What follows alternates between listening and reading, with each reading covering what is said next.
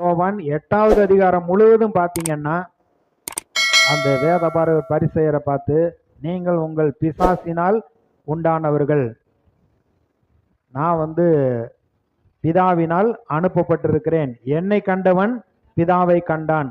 அப்ப இயேசு அந்த சேரக்கூடாத ஒளியில் வாசம் வருகிற தேவனை அவர் வெளிப்படுத்துகிறவராய் இருக்கிறார்.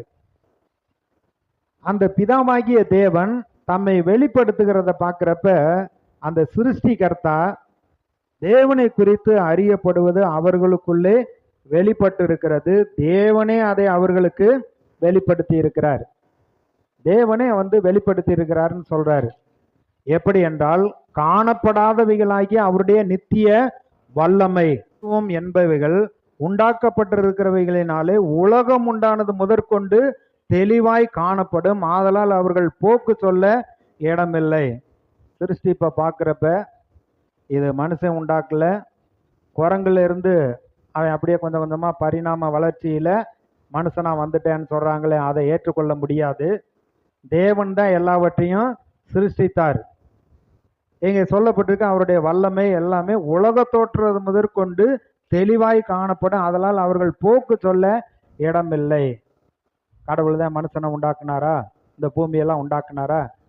கடவுள் நம்பிக்கை இல்லாதவங்கெல்லாம் இதெல்லாம் அதான் உண்டாயிருச்சு, தூசியிலிருந்து எல்லாம் அது அப்படி வந்துருச்சு அப்படிலாம் சொல்கிறாங்க. ஆனால் இங்கே வேதம் சொல்லுகிறது, தேவனுடைய வல்லமை அவர் தான் வார்த்தையை கொண்டு எல்லாவற்றையும் உண்டாக்கி இருக்கிறார். அவர்கள் தேவனை அறிந்திருந்தும் அவரை தேவன் என்று மகிமைப்படுத்தாமலும் சோத்தறியாமலும் இருந்து தங்கள் சிந்தனைகளினாலே வீணரானார்கள். உணர்வில்லாத அவருடைய இருதயத்திலே இருள் அடைந்தது. அப்ப அந்த காணப்படாத தேவனை இவங்க ஏன் அறிந்து கொள்ள முடியல? அதெல்லாம் யார் பார்த்தது? பரலோகத்தை யார் பார்த்தது? நரகத்தை யார் பார்த்தது? கடவுளை யார் பார்த்தது? பிசாசை யார் பார்த்தது? இதெல்லாம் நான் நம்ப மாட்டேன்.